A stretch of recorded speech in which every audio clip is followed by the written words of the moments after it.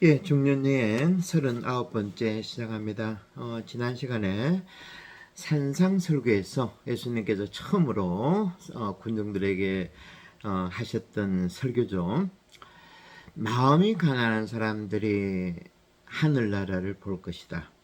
그리고 또 2500년 전에 공자가 죽을 때까지 손에서 놓지 않았다는 주역이라는 책. 이 책이 무엇입니까? 궁적변, 변적통, 통적구. 즉 궁하지 않으면, 마음이 가난하지 않으면 변하지 않는다는 그 사상이죠. 주역의 사상. 그리고 또 100년 전쯤에서 덴마크에서 코펜하겐이죠. 양자 물리학자들이 밝혀낸 주장들. 이 지구상에 눈에 보이지 않을 만큼 작은 먼지 알갱이 하나부터, 그리고 이 큰 우주가 실상 텅 비어 있다는 이 주장들, 대단한 연구 결과였죠. 양자 물리학자들. 이런 텅 빔이 왜 중요한가 하니, 우주 만물을 이루는 물질이나 정신이 텅 비지 않고서는 변화도 없고 진화도 불가능하다는 겁니다. 텅 빔을 통한, 가난함을 통한, 궁함을 통한 변화가 있을 때 요한복음 14장에 예수님께서 마지막 설교입니다. 내 아버지 집에는 있을 곳이 많다. 그리고 나는 너희가 있을 곳을 마련하러 간다라는 예수님의 이 말씀들도 제대로 이해할 수 있다는 겁니다. 여러분들, 내 손에 가진 것이 많은 사람들이 과연 예수님의 이러한 말씀들을 받아들일 수 있겠습니까? 신구약 성경에서 하느님 다음으로 주연급으로 나온 사람들이 누굽니까? 외언자들이죠. 하느님께서 직접 선택한 사람들인데, 이들의 특징이 무엇입니까? 아무것도 가진 것이 없는 사람들이었고, 또 아무것도 가지시 말랐고 했던 사람들이 실상 이런 외언자들입니다. 사무엘 한번 보십시오. 이스라엘 백성들이 가나안 땅에 와가지고 다른 민족들처럼 왕들을 가지고 싶을 때 뭐랬습니까? 왕들을 뽑지 말라 그랬죠. 12부족으로 돌아가면서 다스리면 된다. 하지만 이스라엘 백성들이 하느님의 말씀을 듣지는 않았죠. 우리도 왕들을 필요하다, 왕이 필요하다. 결과가 어땠습니까? 그것을 적어 놓은 것이 구약 성경이었죠. 하느님은 가지지 말라 그러고 가난하라 그랬고, 인간들은 끝까지 움켜쥐려고 했다는 겁니다. 그러고 보면 성경은 가난한 사람들이, 아무것도 가진 없는 사람들이 이 세상을 변화시키고 진화 발전할 수 있다는 것이 성경의 가르침이라는 겁니다. 성경은 우리를 지식적으로 쌓아놓는 그런 책이 아니라는 겁니다. 요한복음을 떼었다, 무슨 서간을 공부했다, 이런 것이 아니라는 거죠. 성경은 처음부터 끝까지 다 내어놓아라, 가난해지라, 궁해지라는 겁니다. 하느님과 얼굴을 맞대고 싸우게 만드는 것이 바로 성경이라는 거죠. 그 결과로 우리가 새로운 가능성과 더 큰 깨달음을 얻게 되고, 전체의 변화에, 우주 만물의 변화에 기여하고 힘차고 용기 있는 행동을 하게 된다는 겁니다. 제가 지난 시간에 남들이 보기에는 도저히 하늘을 날 수 없게 보이는 호박벌이 유유하게 하늘을 날아다닌다는 것에 대해서 말씀드렸죠. 우리들의 중년의 삶도 바로 이런 호박벌의 비행을 닮아가야 합니다. 남들이 보기에 우리들 어떻습니까? 중년 넘어서 저도 이제 가면 갈수록 모든 것이 부실합니다. 하지만 남들이 보기에 이렇고 저렇고 하는 말들에 휘둘리지 말아야 할 것입니다. 저도 요즘에 작은 동산, 산도 아니죠, 그냥 작은 동산을 걷는데 몰입이 약해져서 지팡이 2개를 이용합니다. 한 개로 하니까 좀 이제 좀 너무 한쪽이 좀 부실해져 가는 것 해가지고 지팡이 두 개를 뭐 네 발로 걷는 식이죠. 세 발이 아니고 저는 네 발로 걷는데, 예전에는 제가 젊을 때는 20년 전만 하느라 하더라도 산을 다닐 때에는 저보다 먼저 가는 사람을 저는 보지를 못했습니다. 볼 수가 없었습니다. 그때 제가 아마 서면성당에 있었던 것 같았는데, 그 인근에 성지곡 순절 해가지고 꽤 높은 산들이 있습니다. 올라가는데 그때 제 별명이 뭔가 하니까 성지곡의 날다람쥐였습니다. 뭐 거의 다람쥐 수준으로 빨리 다녔죠. 거의 날아다녔습니다. 하지만 지금은 산에 가면, 동산에 가면, 산도 아니고 동산에 가면 저보다 늦게 가는 사람을 저는 보기 힘듭니다. 아마 제가 볼성 사나운 호박벌일지 몰라도 그냥 한 발자국 한 발자국 아침마다 걷습니다. 이런 것이 어떻게 보면 중년의 삶이 아닌가 합니다. 남들보다 먼저 가기보다는 비록 늦게 가지만 여기저기 지켜보면서 여유를 가지는 것, 이것이 중년의 여행이 아닌가 생각이 됩니다. 예, 제가 지난주 그리고 이번 주 계속해서 변화와 진화를 말씀드리고 있습니다. 이런 우리에게 예수님께서 아주 의미심장한 말씀을 하셨는데, 요한 12장입니다. 불을 지르러 왔다. 참으로 이 말씀 들어가 이해하기 힘들죠. 조금 더 들어봅시다. 내가 세상을 평화롭게 하려고 온 줄로 아느냐? 아니다. 사실은 분열을 일으키러 왔다.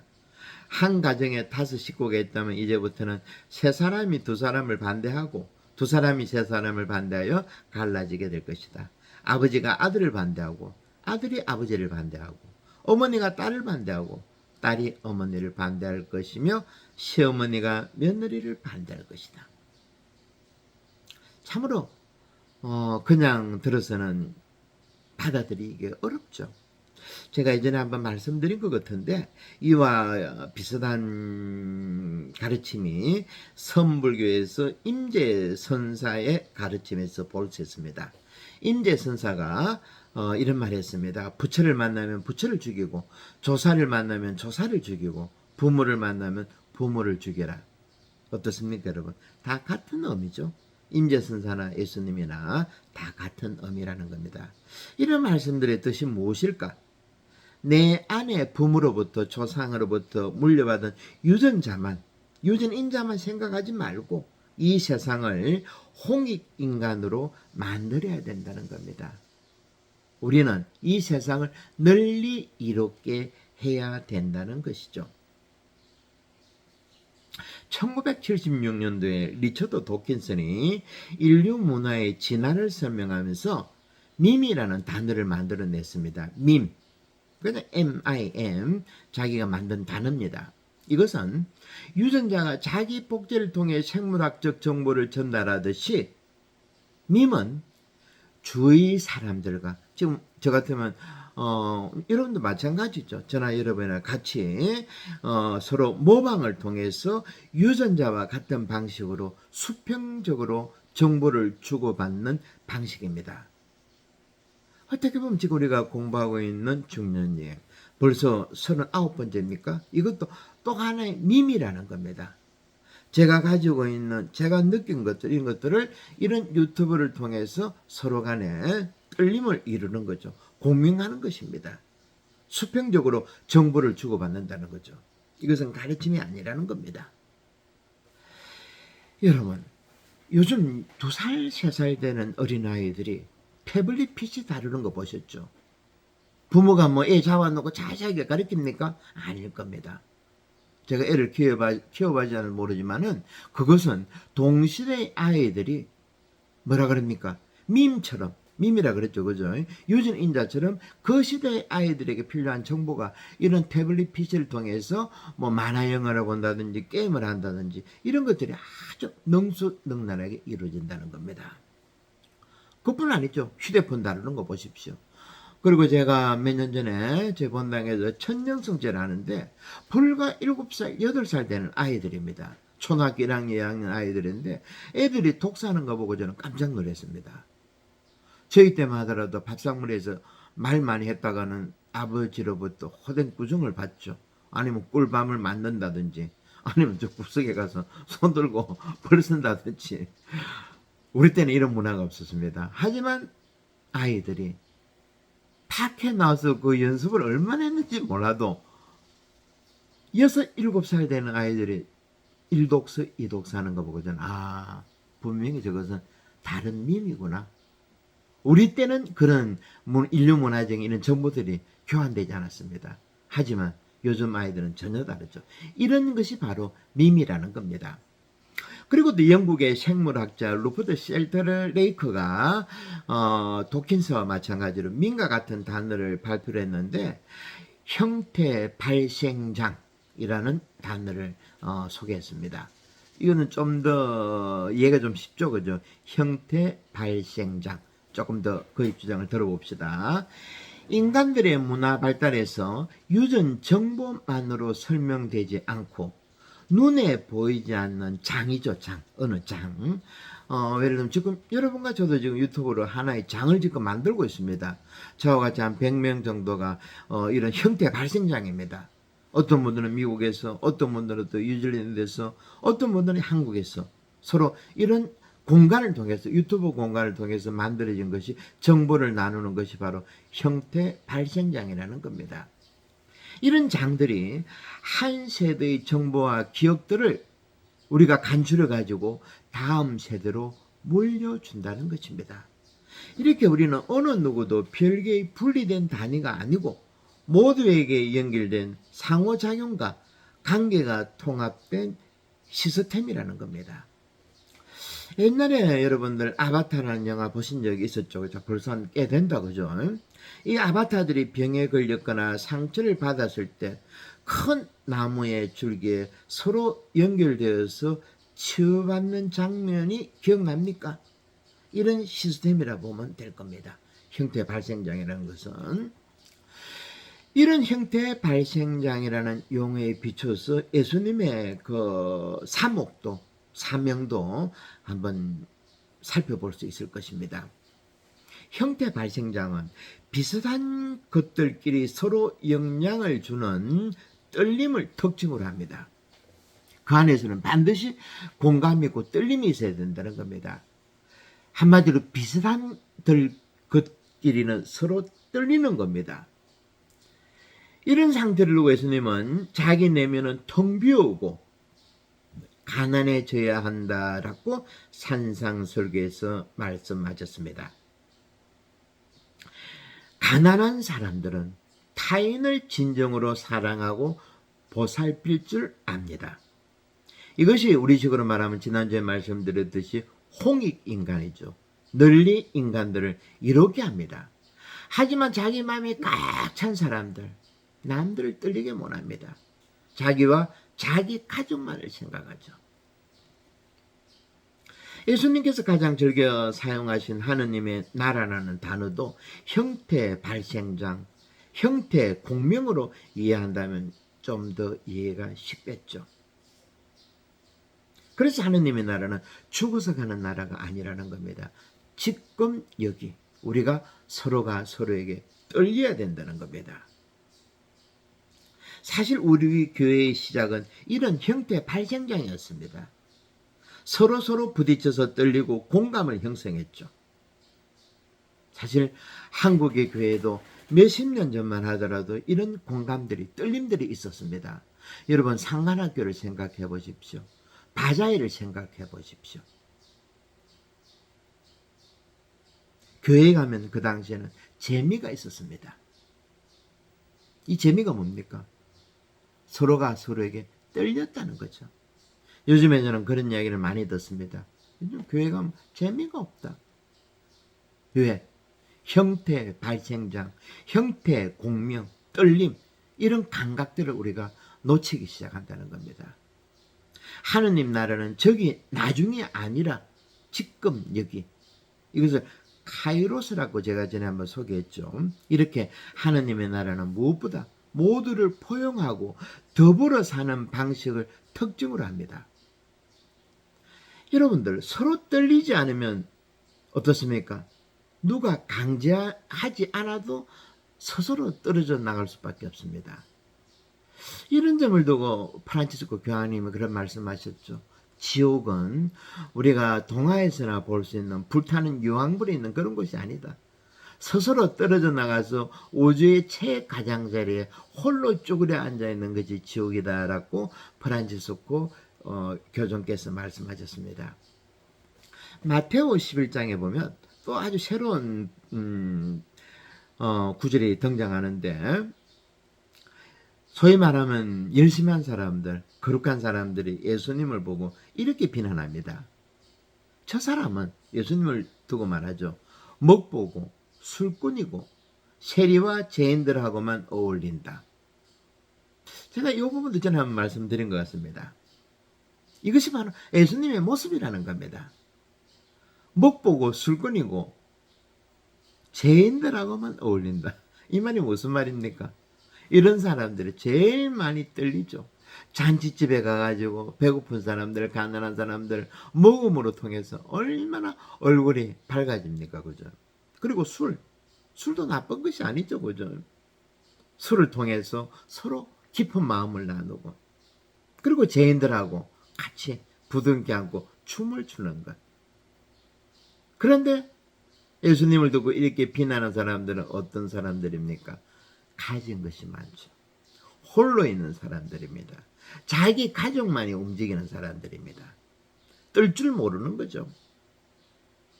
다들 함께 기쁘게 춤을 추는데 혼자서 먼 산만 보는 사람들이 부자들이죠. 수백 가지 규칙들로 선과 악을 나누고 우리와 너희라고 차이를 만들고 배제를 시키는 종교를 우리는 어떻게 생각해야 하겠습니까? 예수님께서 말씀하신 하느님의 나라는 친절함과 너그러움, 자비와 치유의 형태 발생장이었습니다. 예수님께서 병자를 고쳐해 주신 이유도 떨리게 하기 위해서였습니다. 여기서는 자기 안에 떨림만 있으면 부자건 가난하건 노예이거나 자연이거나 남녀를 불문하고 아무도 배제되지 않았습니다. 다시 말씀드립니다. 저자는 먹보고 술꾼이고 세리와 죄인들하고만 어울린다. 제가 전에 시간을 다루면서 카이로스와 크로노스 시간에 대해서 입이 닳도록 말씀드렸죠. 우리는 지금 여기에 머물지 못하고 과거와 미래를 쉴 새 없이 오간다고 제가 말씀드렸습니다. 이 부분을 오늘 말씀들하고 같이 한번 살펴봅시다. 가난과 텅 빈 이런 주제하고, 우리 인간들의 가장 큰 문제는 현재의 세계로부터 달아나려고 함으로써 마치 자신이 그 세계에서 분리되어 존재하는 것처럼 느낍니다. 이런 식으로 우리는 한쪽에 나, 그리고 다른 한쪽엔 세계라는 담을 경계를 세웁니다. 조금 전에 마태복음 11장에서 너는 먹보이고 술보이고 사회 낙오자들이라고 심판하는 사람들의 목소리를 들었습니다. 이런 생각이 바로 우리가 우주 만물과 하나가 되는 것에 심각한 장애를 준다는 것입니다. 몇 년 전에 여러분 멀리 볼 것이 없이 미국의 트럼프 보십시오. 제가 있는 텍사스는 미사 드릴 때 스페인말하고 영어하고 반반 섞어야 됩니다. 법으로 그렇습니다. 그 텍사스 종교법으로, 우리 가톨릭법으로. 이유가 뭔가 하면 이 텍사스 땅은 멕시칸이었기 때문에, 인디언 사람들이 있기 때문에 멕시칸 말을 스페인 말을 반반씩 섞어야 된다는 거죠. 그런데 그 트럼프는 어떻게 했습니까? 아주 높은 담벽을 쌓았죠. 참으로 복음의 이런 말씀들이 멀리 있는 말씀들이 아니고 지금 이 시대를 살아가는 우리들에게 있는 말이라는 겁니다. 요즘에도 북한 사람들 보고 빨갱이라는 사람들 보면 참으로 답답합니다. 바로 트럼프와 같이 갖춰 담을 쌓는 거죠. 여당 야당 보수 진보가 어디 있습니까? 북한 남한이 어디 있겠고 남자 여자가 어디 있습니까? 다 하나죠. 우리가 현재로부터 끊임없이 달아나는 것에는 이런 달아남을 뒷받침해주는 미래가 존재하는 생각이 안에 살포시 들어 있습니다. 우리가 활동할 수 있는 또 다른 시간이 있다고 상상하고 착각하기 때문에 달아난다는 겁니다. 지금 여기를 붙잡고 있지를 못한다는 거죠. 이 달아남이, 지금 여기서 달아남이 바로 크로노스적인 시간이라고 제가 전에 계속 말씀드렸죠. 그리고 또 이런 달아남이 죽음에 대한 공포까지 만들어냅니다.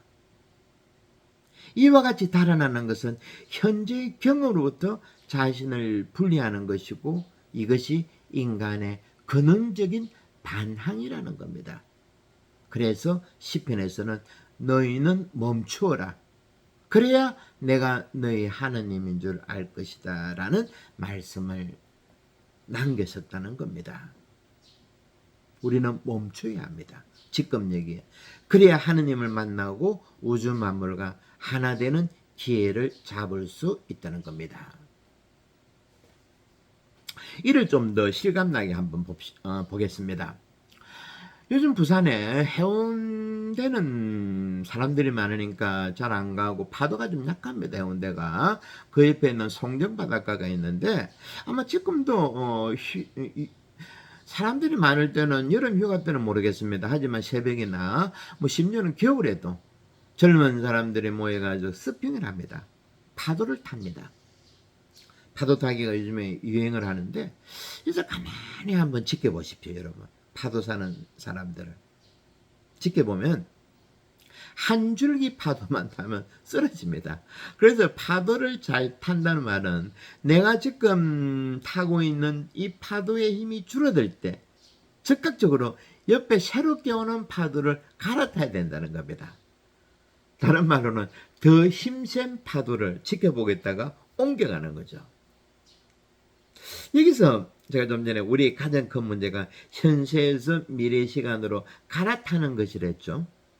우리가 삶을 제대로 지켜볼 수 없는 이유가 지금 여기를 지켜볼 수 없는 이유가 바로 여기 있다고 말씀드렸습니다. 그런데 이런 파도 타기 하는 사람들의 특징을 보면 자기가 타고 있는 파도만을 보지 않고 계속 여기저기 기웃거립니다. 머리를 돌리면서 틈만 나면 새로운 파도로 갈아타려고 하는 행위라는 겁니다. 여러분들, 이것이 바로 현재를 살아가고 있는 우리들의 또 하나의 모습이라는 겁니다. 우리들의 모든 행위가 단지 달아남에 불과하다는 사실을 깨달을 때까지, 우리는 죽을 때까지 이 파도에서 저 파도로 옮겨 다니는 움직임을 계속할 것입니다. 이러한 우리들의 행위는 결국 바다가 하나라는 것을 믿지 못해서 이 파도에서 저 파도로 옮겨 다니는 것에 불과하다 할 것입니다. 우리가 여기서 느껴야 하는 것은, 깨달아야 하는 것은 이 파도나 저 파도나 힘이 약한 파도나 힘이 센 파도나 모든 파도가 실상 하나라는 거죠. 이것이 바로 우주 만물이 하나이고 합일 사상이라는 겁니다. 다시 말씀드리지만 이 파도 저 파도, 강한 파도 약한 파도가 없다는 겁니다. 이런 모든 것들은 우리 환상에서 나오는 거죠. 이 파도 저 파도를 분리하고 나누는 것은 마태오 11장에 저자는 못 보고 술꾼이고 세리와 죄인들하고만 논다 하는 비난하고 마찬가지라는 겁니다. 1854년 인디언 추장 시애틀이라는 사람이 있습니다. 지금 그쪽입니다. 빅토리, 캐나다 밴쿠버 밑에 있는 시애틀, 미국의 그쪽이죠. 당시 시애틀의 추장이 이름이 시애틀 추장이었습니다. 이 추장이, 시애틀 추장이 당시에 플랭클린 피어스 미국 대통령에게 편지를 보냈는데 참으로 대단한 내용이 들어있습니다. 제가 한번 읽어보겠습니다. 당시 미국 대통령이 시애틀 추장에게 협박을 했습니다. 땅을 팔고 빨리 나가라고 폭력적으로 몰아붙였죠. 그럴 때 그 미국 대통령이 편지를 썼는데 시애틀 추장에 그대들은 어떻게 저 하늘이나 땅의 온기를 사고 팔 수 있는가? 공기의 신성함과 반짝이는 물을 우리가 소유하고 있지도 않은데 어떻게 그것을 팔 수 있단 말인가? 빛나는 솔잎, 물의 기석, 어두운 숲속 안개, 맑게 노래하는 온갖 벌레들, 이 모두가 우리의 기억과 경험 속에서는 신성한 것들이다. 백인들은 죽어서 별들 사이를 거닐 적에 그들이 태어난 곳을 망각해버리지만 우리가 죽어서는 이 아름다운 땅을 잊지 못한다. 우리는 땅의 한 부분이고 땅은 우리의 한 부분이다. 향기로운 꽃은 우리의 자매들이다. 사슴, 말, 독수리들은 우리의 형제들이다. 바위 산 꼭대기, 풀의 수액, 조랑말과 인간의 체온 모두가 한 가족이다. 당신들은 알아야 한다. 이 땅이 우리에게 속한 것이 아니라는 것을. 우리가 오히려 땅에 속한 존재라는 것을. 당신들이 이 땅을 차지하게 될 때 우리가 이 땅을 사랑했듯이 온 힘을 다해, 온 마음을 다해 그대들의 아이를 위해 이 땅을 지키고 사랑해야 한다. 시애틀 주장의 편지였습니다. 마지막으로 미국 대통령에게 남기는 백인들에게, 폭력적인 백인들에게 남기는 편지였죠. 시애틀 인디언 주장이 무엇을 말했습니까? 조금 전 편지에서 자연과 인간과 하느님의 합일 사상이죠. 심지어 하늘의 별까지 우주 만물이 하나라는 것을 시애틀 주장은, 인디언 주장은 당시에 잘 알고 있었다는 겁니다. 예, 오늘은 39번째 강의 여기서 마치고 또 다음 시간에 40번째 강의에서 만나도록 하겠습니다. 네, 감사합니다.